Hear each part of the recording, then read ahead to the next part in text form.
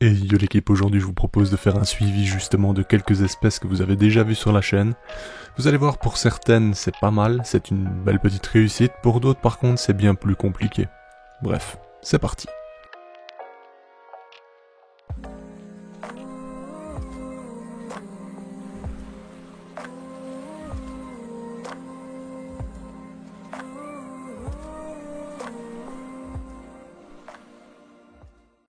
Commençons tout de suite par le moins agréable. À l'image, vous avez donc une Camponotus texanus.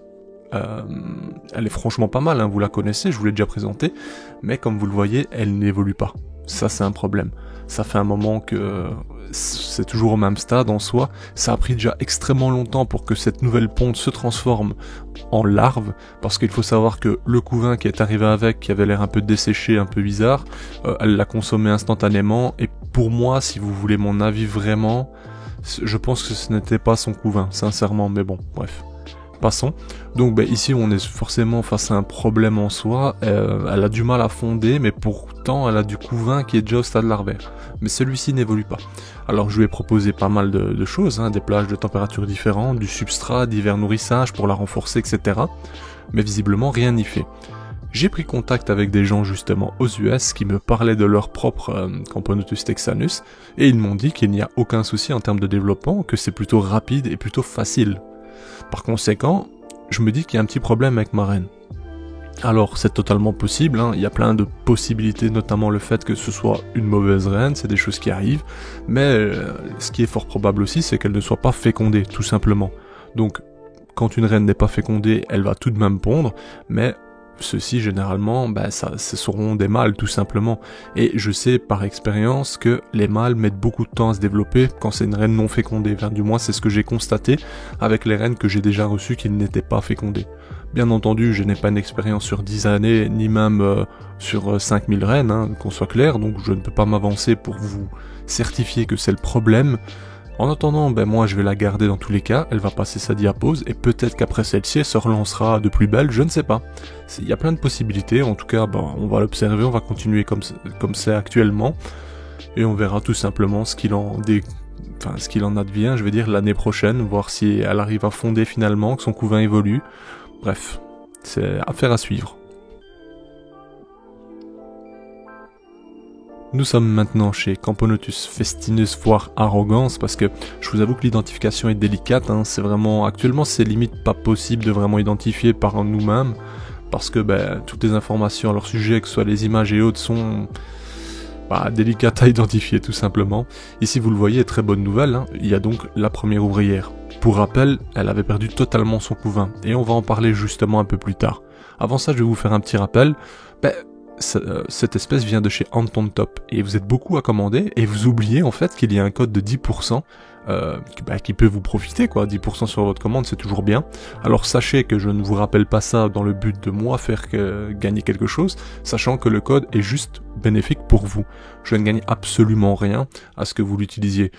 Simplement le fait que si vous l'utilisez, forcément le marchand voit que c'est du peuple qui vient de chez nous, quoi, de la chaîne, et par conséquent peut-être que plus tard ça me donnera un avantage. Ça c'est possible, mais pour le reste je ne gagne rien. Bref, comme vous le voyez, sinon l'ouvrière est enfin là.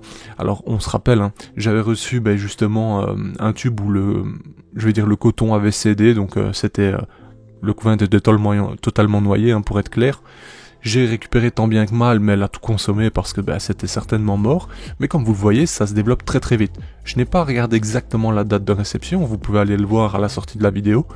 Mais franchement, vous le voyez, sous à peine un mois, les ouvrières sont là, quoi. Donc c'est vraiment très rapide pour une grosse espèce. Je rappelle qu'elle fait quasiment 2 cm 2 cm,1.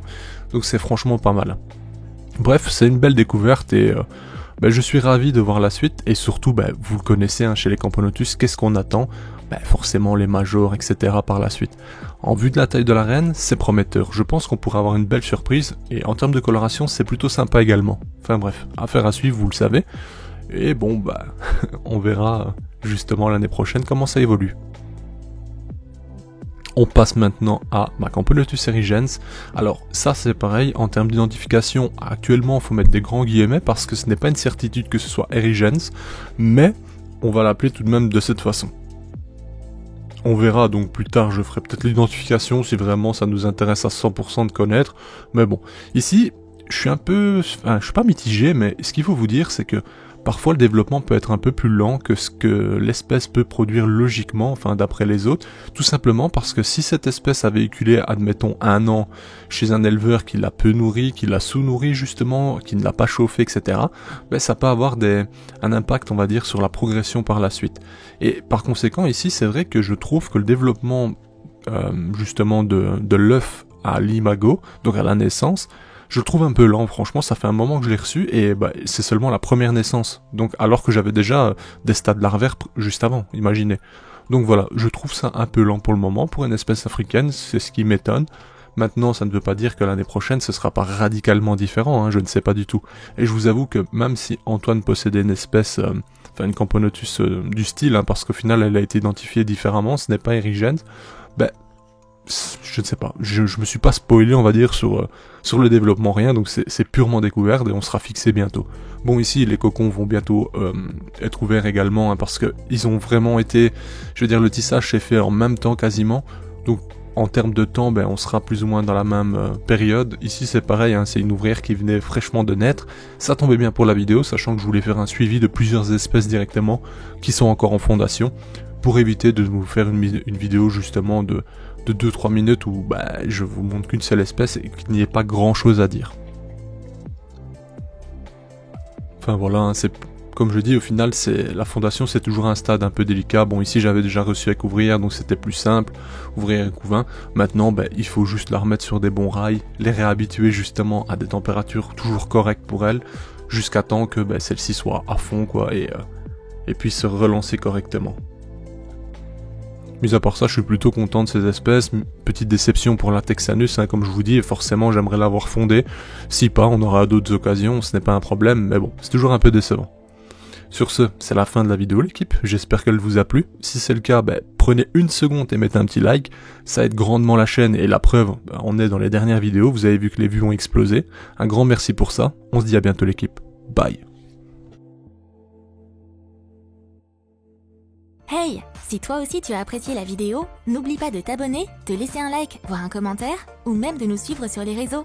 Merci et à bientôt l'équipe.